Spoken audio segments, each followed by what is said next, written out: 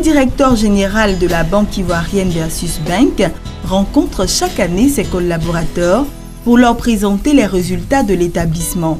Il ressort de la présentation des résultats 2014 et de ceux du premier trimestre 2015 que Versus Bank se porte bien. La banque enregistre un résultat bénéficiaire.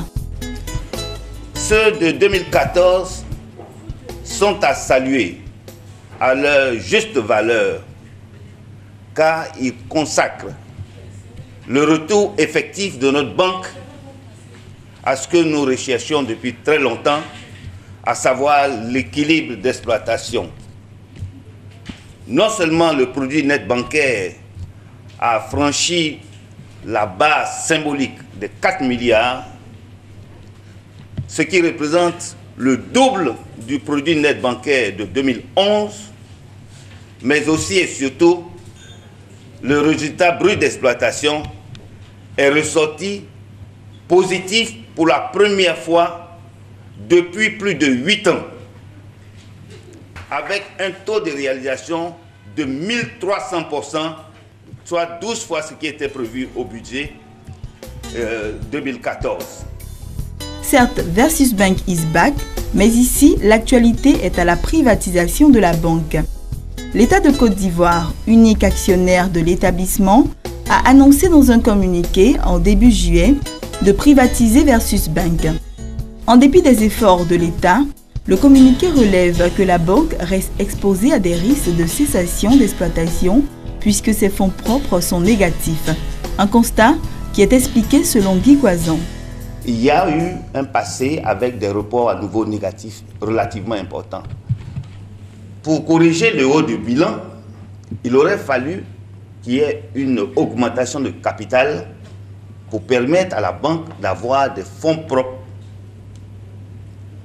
de base. Parce qu'aujourd'hui, on parle de notion de fonds propres de base, au moins égal à 5 milliards au moment où on arrivait. Ce qui n'est pas le cas. Le capital actuel de la banque n'est que de 3 milliards et les fonds propres sont négatifs. Vous savez, les fonds propres d'une banque, c'est essentiel.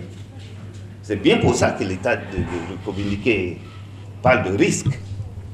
Nous avons permis de ramener l'exploitation positive.